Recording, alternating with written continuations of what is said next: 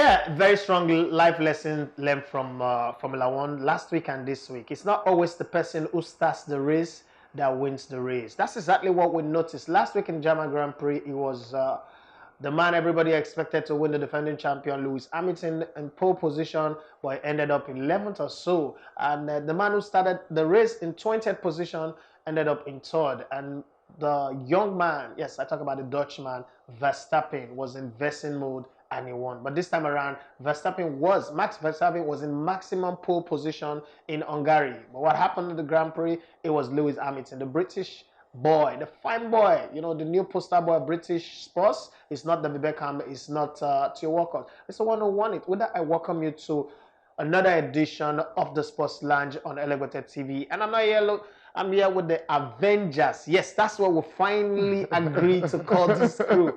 They are the Avengers. That man at my far end on my left-hand side, Precious Omosue, is the king of statistics. Let's say he's holding on one of the precious stone. And you have the king of grassroots here. He's holding another precious stone. This man is timeless. He's everything. I'm talking about Emmanuel Sebastian. This guy we brought him from America. You already know he's the he's the alpha male of the group. Yes, I'm talking about Ojo Babiji. Welcome to the show, guys. Thank you very much. Well, how has it been for you? I mean, the weekend and everything. And we got a very beautiful cake. We have 3,000 subscribers now. Numbers are rising. Woo! Everything is fine. The studio is dressed up. Yeah. And then Domino Pizza sent us Madiga.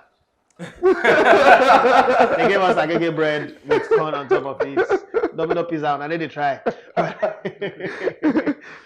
Well, as you know, my name is Idafe Matias, and on the show today, we just want to have fun on the lounge. We just want to play. But while we're playing, we'll talk a lot about what is happening in football. In the German Bundesliga, before the start, Borussia Dortmund have started again, like Max Verstappen. They've started in pole position again, winning the German Super Cup. Man City, I can't say they've started again because unprecedentedly they won the domestic treble last season. Are they in the race for it again? But they just caught Liverpool off one title. Liverpool, starting from this weekend, had 7 titles in their views. And someone said that Manchester United always love anyone who hates or cause pain for Liverpool. And it is said Harry Maguire started a run of bad luck for Liverpool last season with that 1-1 against Leicester, and he scored that goal. From there, Liverpool drew 4 games on the bounce, and that reason was the reason why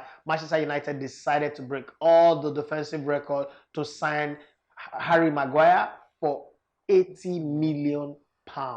And every time I hear the name Harry Maguire, what comes to my mind is, show me the money, Jerry Maguire. Is he going to deliver? Is he going to show them the money by the quality of football he plays? Well, the season will tell. So I'm going to start with the grassroots man on this, not grassroots football. Do you think that Manchester United bought Harry Maguire because he messed Liverpool up last season? Like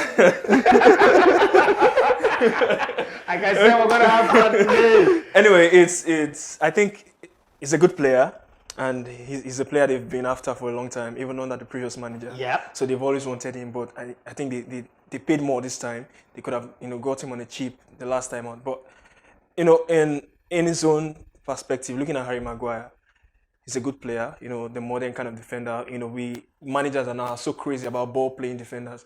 They tend to move away from the last change again. Yeah, from the traditional, man marking, hard tackling defender now to the ball playing defenders who can build from the back. And Harry Maguire is one of those defenders. He has this attribute. He's good aerially. He can pass the ball. He can read the game. So I think he's a player United have wanted previously. I'm a bit old school, and a lot of time people talk about ball playing defenders and they make it look like Pep Guardiola invented it. Yeah. I beg to disagree. I watched the big boss Stephen Okechukwu Keshi play for the Nigerian national team, play for clubs in Belgium, and he was a ball playing defender. I also watched Jose Bukandi play football for Senegal. Is it Senegal also? He was also a ball-playing defender. You're not wrong. I think at the time, they were ball-playing centre-backs, but at that time, the focus was just clear the ball out. Yes. So those are the people that were appreciated at the time. And then, Daley Blind's father, Danny Blind. When he marshaled that Ajax team of 1994, that Akano Nwankwo, Finidi George, Overmars, Yari Manning, I can name everybody on that squad. You know, the Boa brothers and the rest of them. Edwin van der Sar in goal, Frank Rijkaard, Clarence Seedorf, what's the pitbull guy? Edgar Davies. He was a ball playing defender as well. But all of a sudden, it felt like, oh, Pep Guardiola invented. I've got nothing against Pep Guardiola. You know, I love this man. Like, I would have loved a better pizza than this man. You know, but truth be told, do you think that Harry Maguire at Manchester United will bring the Virgil van Dijk effect? I feel he could. I feel he could. One thing we should know that is the signing an improvement on the What defenders already was there? and obviously yes, he is. I think him with Lindelof will make a good partnership. So yeah, I think he has the potential of bringing that Van Dijk effect. I'm not saying he's as good as Van Dijk, but he has the potential. I don't know if he is or if he's not. But because this is what I always look at. Before Van Dijk came to Liverpool, Matip, Lovren, and everybody in that defense were wobbling. They were terrible. Yes. That's the word. They were all terrible. Then, just like Sol Campbell came to Arsenal, and all of the wobbling guys became better. Could this be also another step forward that will make Bailey, Lindelof, Smalling, and all of that? And Smalling, is it because they call him Smalling that he's always playing like a small boy? I don't know. But would Maguire, show me the money, would he make all of them better? I don't think he has that leadership quality like Van Dijk does. So I don't think if in terms of bringing out the best in others, I don't think he has that because. So he's another John Stone. Not John Stone. I think he's going to add quality to United defense, but in terms of that leadership quality in bringing the best out of other people, I watch him at Leicester. I don't see him shouting, "Hey, everybody, you look at that, look at this." No, but he's just going to do his own job. He's going to play out of the defense very well. He's going to go to corners, scoring some goals. More like an Uche Okechukwu. It's not shouting, but it's leading. He's leading. You understand? Okay, let's get the show rolling today. Let's go to our statistics office, and I hear you've got some stuff about La Liga, the numbers. I'll come to you for Bundesliga. I've not forgotten about that. And with the way we all talked about it last week and the week before, that Simeone is revolutionizing football. Is changing it because the wheel he invented, the defensive pack the bus wheel, is not taken serious. Played to finals of the Champions League, didn't win. I guess it's not realizing that eventually attack wins the day. Yeah. So add up all of that and tell us what to expect from the La Liga this week. Great. I think let me quickly chip in here. The exits from Atletico of Juan Fran once again gives us another clue to what might be in the offing for us in the La Liga from Diego Simeone this season. Yep. You've let go Diego Godin, and then Juan Fran is gone now. So that may mean that Diego Simeone will likely be playing an all-out attacking game this season. So let's quickly go to what we have for today. In my study, I found out that the emphasis in the La Liga is mainly on the attacking side of the game, not really the defensive side. You will find that most of their defensive statistics are kind of similar. So today we'll be focusing on the attacking side of the game, which is the mainstay of the La Liga. And like we did last week, today we'll be going from the very simple to a little bit, maybe not very, very simple. So we'll talk about goal scoring. In no particular, let's say in the order they came. Last season, yeah? Last season, okay. So Barcelona won the league undoubtedly. They scored 90 goals. They scored 90 goals last season. Yeah. Atletico Madrid came second with a distant 55 goals. Tells you something about. So winner scored 90. 90. Oh my goodness. Second place team 55 goals. Okay. And how many goals did where's Madrid? Real Madrid? Yeah. Third place Real Madrid scored 63 goals. With the hot air balloon, they might fly higher. Wait, there's something in the open for us. I did not mention So now Real Madrid scored 63 goals. Fourth place team Valencia, they scored 51 goals. The fifth place team was Getafe, they scored 48 goals. The sixth place team was Sevilla, They scored 62 goals. Let's talk about their shots per game. Barcelona had 14.7 shots per game. Atletico Madrid 11.7. Are they at war? What did the keeper do 14.7 to you? shots per game. Now look at Atletico with 11.7 shots per game. And they're Profligacy. very low Return. Go return. yeah, so it tells you something about them. They are a very reactive team. They like you to have the ball and then they hit you on the break. So the next team is Real Madrid. Real Madrid have 15.6. So if you are shouting about Barcelona's, look at Real So Madrid. it That's means that 15.6. Real Madrid actually created They created- shots, yeah. chances, Exactly. and had shots on goal, Yeah. but it wasn't just Putting it going. in the net was the problem. Oh, that's a barrier. 15.6 shots per game. Infertility was Yeah. going. The next team now we'll be looking at is Valencia. Valencia recorded 12.6. The fifth place team, Getafe, recorded 10.6 shots per game. And Sevilla recorded 13.9 shots per game per night. Which means their average attacking system is the same, and they always go all out Exactly, attacking. with the exception of Atletico Madrid. Atletico Madrid, yeah. Yeah. Now, let's look at their signings so far. Barcelona did something amazing. They did the kind of business Bayern Munich would do in Germany, weaken one of their rivals. Barcelona went to Atletico Madrid and they poached Antoine Griezmann. They plucked Antoine Griezmann from Atletico. Griezmann scored 18 goals out of the 55 goals that Atletico Madrid scored last season. That's massive. That's massive. So if he was that productive in an ultra defensive side, Well, you how can would he be? imagine the kind of numbers he will produce in an attacking lineup like Barcelona. Let's hope so. Yeah. So Real Madrid, this is very interesting for me. I observed that all through last season, Real Madrid had the most lopsided attack in the La Liga. 41% of their attacks came from the left-hand side of the field. And nothing on the right. Shouldn't be surprising. Yeah. That used to be Ronaldo's side of Yeah. the pitch. Unfortunately, the big man left. Who was there to fill up for Ronaldo? Vinicius Jr. Yeah. And the Marcelo that wasn't really at his best Yeah. last season. He was So it missing tells his you- best friend. Yeah, so it tells you why Madrid struggled seriously Last last season. season. They played through the left, but the big man who used to do the business for them wasn't there. So what did they do? They got Eden Hazard from Chelsea. No, they actually got Otterballo. They got- went to You London. can't be disrespecting They Hazard. got Eden went to Hazard. You can't And continue the disrespecting best Hazard. player in the Premier Richard League. Branson. Richard Branson to sell them hot air balloon that will take them to the moon. So they got Eden Hazard. Statistically, Eden Hazard was the best player in the Premier League last You just said season. it. Now I'm fat. Statistically, I'm fat. 31 goals. As soon as you mention Hazard, I just go fat.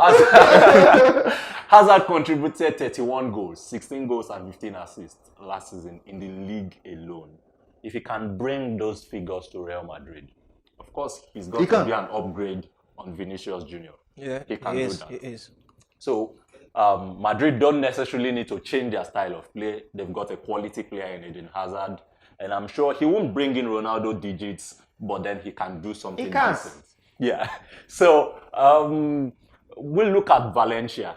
I'm interested in the fourth placed team because I don't think any team is going to knock Barcelona off their perch. I don't think so. I think they are going to win the league again. I don't think anything is going to take Atletico Madrid out of second place. And I most likely will guarantee you that by the time we sit here again, maybe eating agege bread and beans or something that would displace this Madiga, Neymar would be a Barcelona player. Interesting. If Neymar is not a Barcelona player by next week, what will you do for us? You see, when you gather with wishes and lizards in your team, this is what happens. Okay, if Neymar is not a Barcelona player, why is he so interested? I will do 10 push-ups. Okay, I'm fine That's with that. good because I'm fine not with that. cutting my hair for you. your blood money ritual will not work. I'm not cutting my hair for you. So you can continue. All right, so But wait. If Neymar is Barcelona player, what happens? Guys, go on. You sit on your boxers and singlet? Look, let me give my own. I'll do That's what I'll do 10 You know you can do 200 push-ups. So let's go. okay, so the fourth place team is it's a very interesting one for me because that will be the last team from the La Liga to qualify for the Champions League. Yeah. Valencia did decent business. they got Maxi Gomez. Maxi Gomez scored 13 goals in the La Liga last season. Maxi Gomez, for those who don't know him, The guy from is Celta a Vigo? beast. Yeah. The guy who won 14 aerial duels in the La Liga last season. That's massive. That's crazy for a centre forward. His say defensive 14. Yeah. His defensive input is massive. So just think about a raw version of Diego Costa, the guy who is a centre forward but is an all-rounder. That's what Maxi Gomez is. Sevilla did respond to that move. They got Munas Dabo. Many people don't know Munas Dabo. Munas Dabo played on loan for RB Salzburg, scored 7 goals in 13 games, and has 114 goals in 240 plus less than 250. Why did he only play 13 games then? He was on loan. January. They got him in Okay, January. So okay. good return. Okay. 7 Yeah. goals in 13 13 games, matches. Massive return. 1 in every 2. Yeah. So if Sevilla managed to keep Ben Yedder. yeah, and this new guy Joins them up. who since the year 2010 has averaged at least 2 goals per game. If Sevilla managed to keep these two guys And get them together working. and get them working, watch out. How for don't we know this guy? 2 goals per game since Watch out. 2010. Just Wow. check him out. Watch out for Sevilla. Well, we always see those kind of players. There used to be a player called Graffiti or Gratis that played for Wolfsburg. Graffiti. Graffiti. Nobody knew him. Nobody saw that coming, but he was just banging the goals constantly. Combined so well with Zeko, Zeko. Yeah, Combined so well with And Zeko. just to add to that too, there's this Buneja for Algeria. So he had a Yes. fantastic season as well in Saudi Arabia. So And we never saw those sometimes players. we don't remember these players and they just do what they know how to do. Well, we would go on the break now, and when we go on this break, before we go on this break, we want to say a very big and special thank you to what's the name again? Kraft and Cream. Okay, I thought it was witchcraft. Okay, Kraft and Creams got us this beautiful cake to celebrate our 3,000 subscribers on YouTube, as well as the 4th edition of the Sports Lounge. We actually made a bet that we were going to get 3,000 before the 4th episode, and we did it. We did it, so we're happy. Thank you to everybody who liked, share, comment, and subscribe to our YouTube channel. We need you guys more, because with you guys we will stay doing this show, but if the numbers don't come up, it doesn't make sense to continue. We would stop, and if you don't want us to stop, keep subscribing, talk about the show, let other people subscribe, and let's say I go. But let's go on this break. When we return, I'm coming. It's got something on the Bundesliga for us. And I hear that the teams in the Surulere League are up to something. They are preparing their own off-season transfers, movement, exchange of coaches, and all that will come. But let's go on this break. Stay right there. We'll be right back.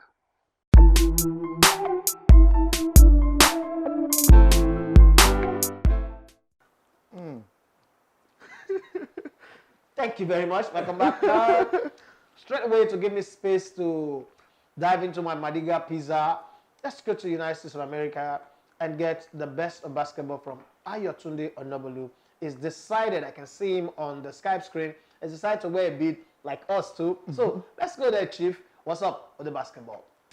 It's clutch time, baby. Hello, basketball heads, and thank you all for tuning in to the best of basketball with me, Ayo, on the Sports Lounge on Elegbete TV. Let's get right into the action. Carmelo Anthony was the main talk of the basketball world during the week, and he will be our focus on this episode of the show.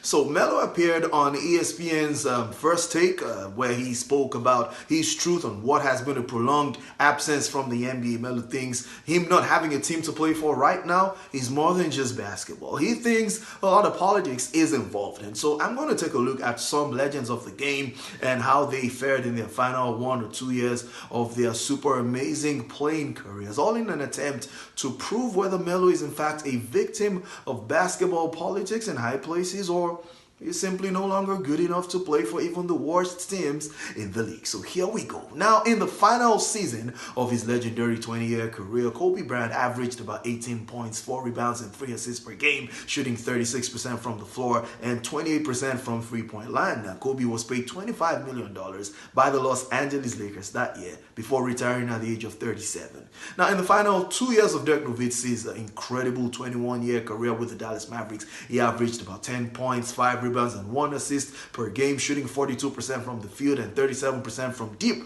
Nowitzki was paid a combined $30 million for those 2 years by the Mavericks and retired at the age of 40. Now, Kevin Garnett's final 2 years in his 21-year career saw him record averages of right about 5 points, 5 rebounds, and 2 assists per game, shooting 47% from the field, mostly for the Minnesota Timberwolves, and they paid him a combined $16.5 million for both years. I've got one more. Stay with me. The greatest power forward of all time, Tim Duncan, recorded averages of about 11 points, 8 rebounds, and 3 assists, shooting 50% from the floor in his incredible 19-year career with the San Antonio Spurs. And they paid him a little over $3.7 million both years on a minimum contract. And so both KG and Tim Duncan, they retired at the age of 39. This is where I'm going, guys. Is it really possible that Carmelo Anthony is completely washed up? Because over the last 2 seasons in the league, which include 78 games for the Oklahoma City Thunder and 10 games for the Houston Rockets, Melo averaged 16 points. He averaged 6 rebounds, shot 40% from the field, 35% from 3. I'm not the biggest fan of Melo, but I must say it's a huge disgrace that no team thinks Melo is good enough to come off the bench at the very least. Come on, man. If those legends I mentioned earlier had contracts and earn money in spite of all their altogether not too impressive numbers, why then is Melo not on the league with his better statistics? With him not making a 15-man rotation in any of the 30 teams in the league, what the league is inadvertently saying is that there are at least 450 players in the league better than Melo. What could be more blasphemous? We're talking about a 10-time All-Star, a 6-time All-NBA selection, and a scoring champion in the league. And on that show, Melo was practically on his knees begging teams to look in his direction and give him one more chance to prove himself. He even said he's willing to come off the bench and contribute in any little way he can to help any team win games. I really hope teams out there, especially those ones chasing the title, I hope they look in his direction and sign him even to a veteran minimum contract. I believe Melo still got game. I mean, I've been seeing his workout videos and nothing suggests to me that he's washed up at all. Just before I let y'all go, former champions Golden State Warriors, they've signed the heart and soul of the team, Draymond Green, to a 4-year, $100 million contract extension. And so that means Draymond, alongside the core of Stephen Curry and Klay Thompson, plus new boy D'Angelo Russell, are going to be staying together for a few more years. Did anybody say the Warriors dynasty is over? Oh, come on, man. Y'all need to calm down. And that will do it on this episode of The Best of Basketball with me, Ayo, the Sports Lounge. Please make sure you subscribe to Elegbede TV. Also, like a post and drop a comment. And please spread this gospel to the world around you. And until I come your way next time, it's clutch time, baby. All right, thank you very much, my chief in America. Yeah, I don't know why you wore that, but I guess we chose to follow you too and dress the same way. Now, straight up, Emmanuel Sebastian, let me come to you.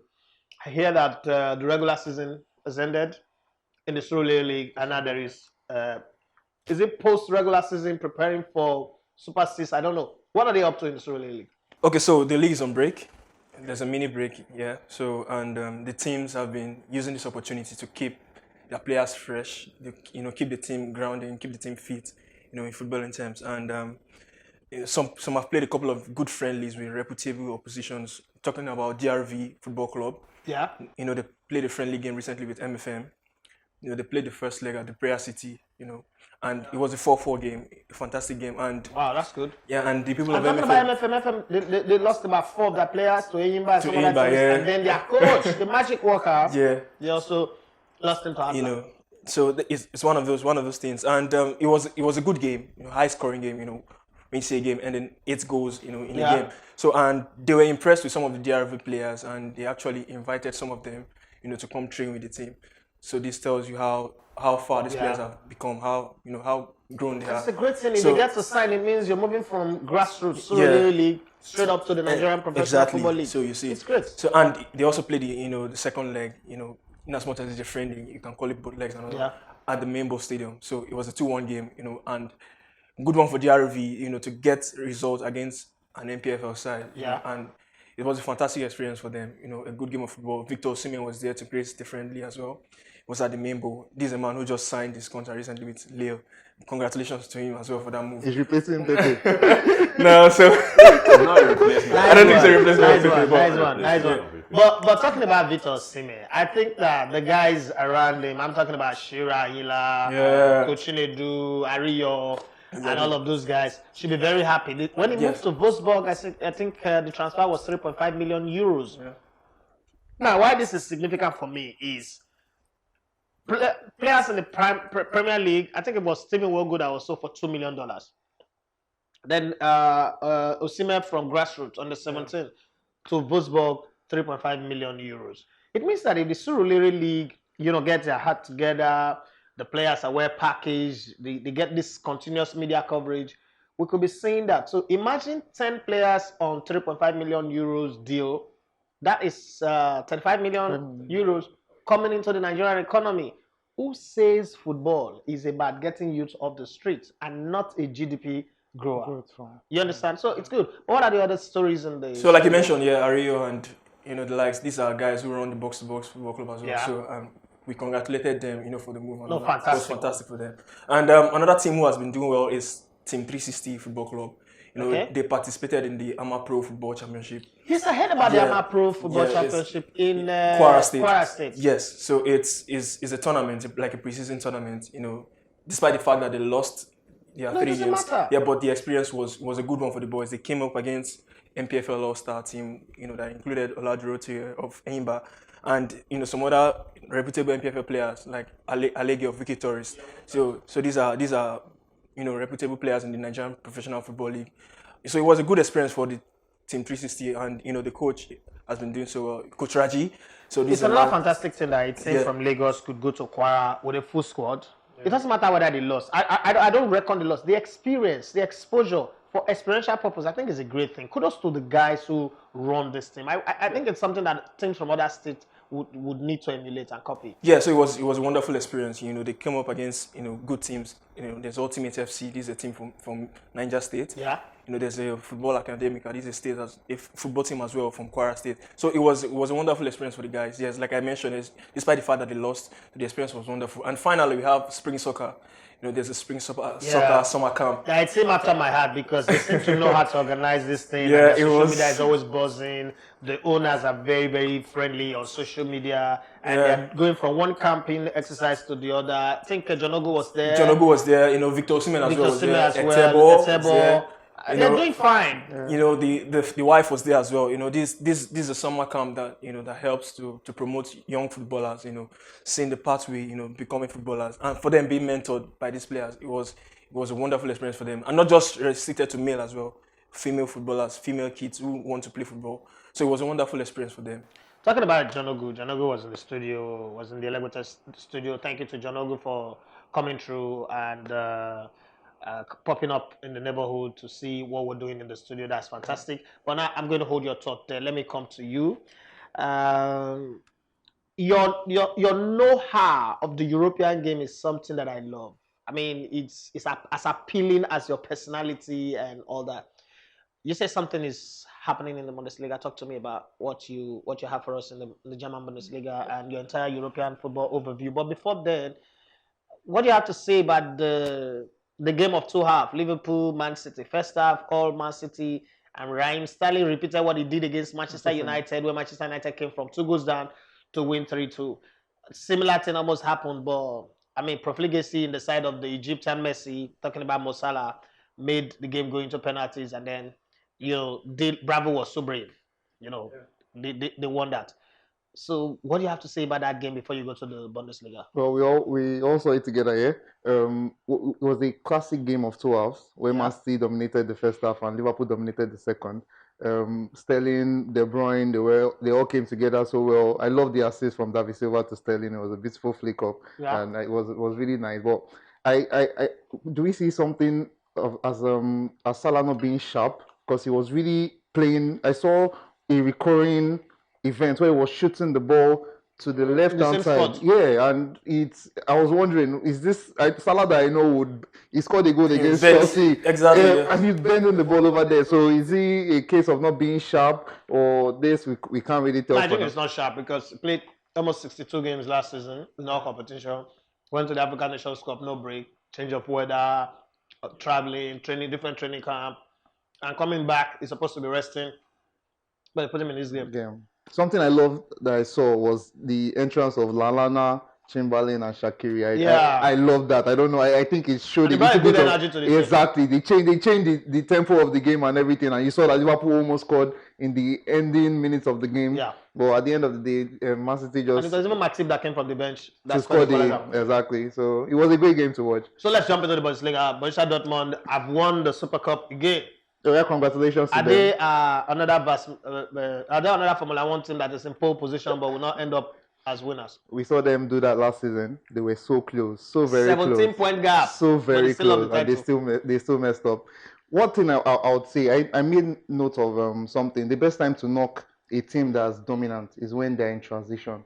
I think Bayern Munich are in transition right now with the loss of Robben, Ribery. They're trying to find a new identity now. Okay. So I think this is the time to eat hard. This is time for Dortmund to eat really hard. We've seen Bayern dominate the Bundesliga for so long now, and just like in politics, the best way to overthrow a dictator is a coup.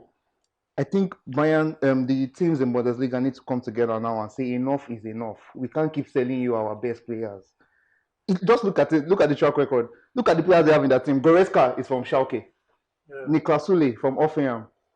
Benjamin Pavard from Stuttgart.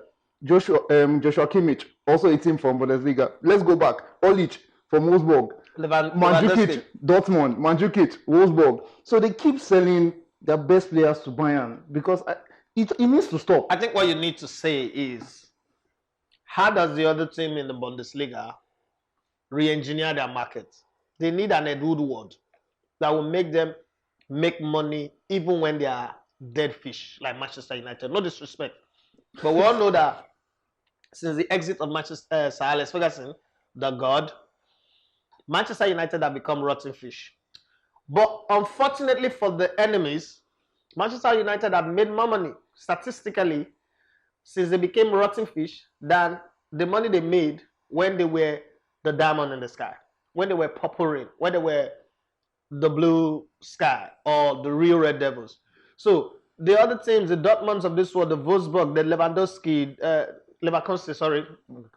Leverkusen, RB Leipzig, and all of these teams must find a way to engineer their business inside and outside Germany to make as much money as Bayern Munich, so they can call their bluff and refuse to sell them player, just the way Man City is calling the bluff of Bayern.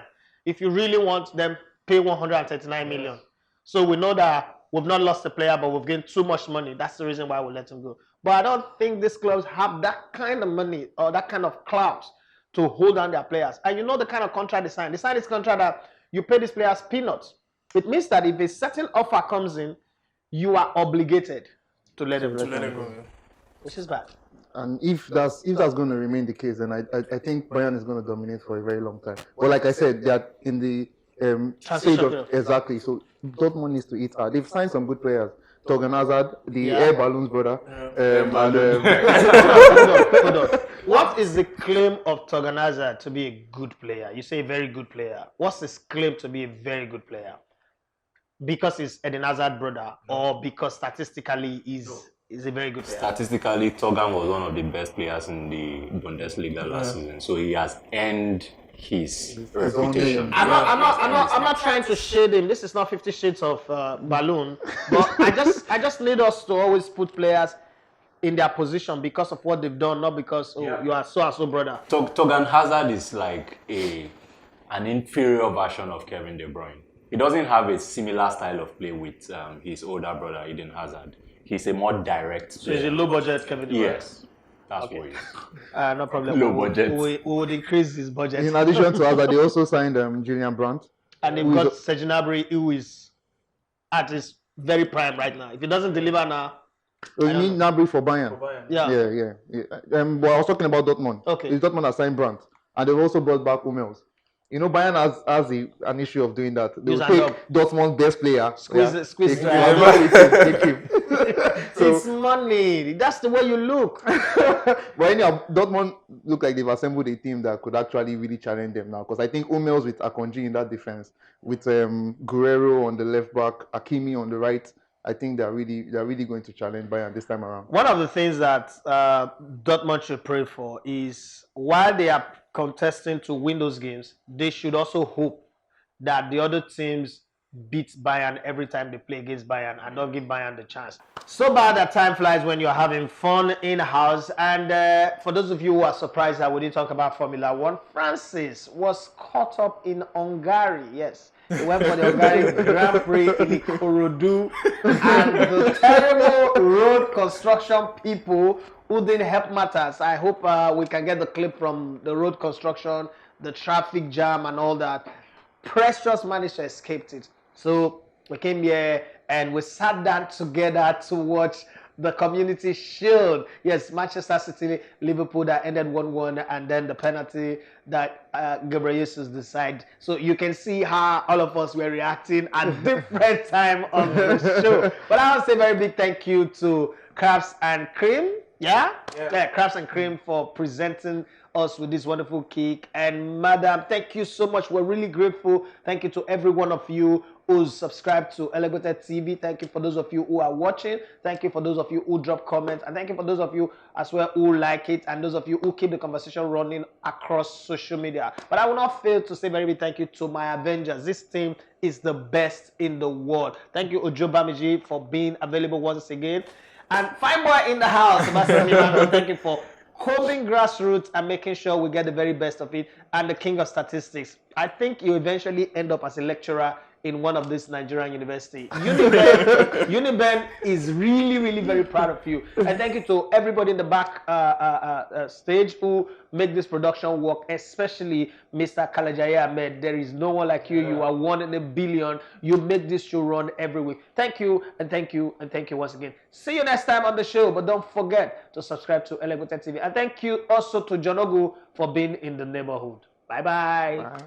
Oh, come with me, what are you now? Ah! How many chances he wants now? You see that press How many chances he wants now? Why? Come on! This is it. Hey, Mosala, Jesus. 4! Damn! See Musala. See all of them.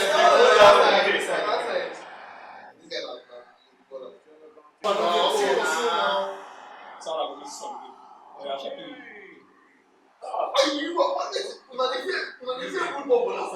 Oh, Bravo, they make sense. You go miss.